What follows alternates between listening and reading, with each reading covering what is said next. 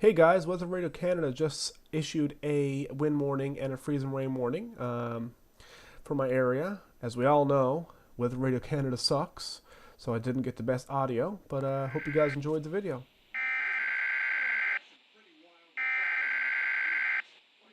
Environnement Canada a émis un bulletin de conditions météorologiques importantes pour les régions dans la zone de diffusion. Restez à l'écoute pour plus d'informations. Environment Canada has issued a significant weather bulletin for regions in the broadcast area. Stay tuned for further information.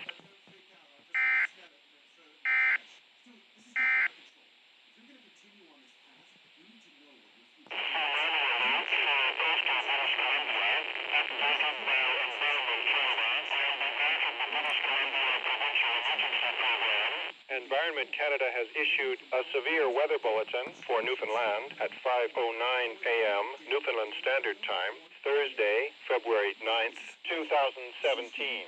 A wind warning is issued for Avalon Peninsula North, Avalon Peninsula Southeast, St. John's and vicinity, and Avalon Peninsula Southwest.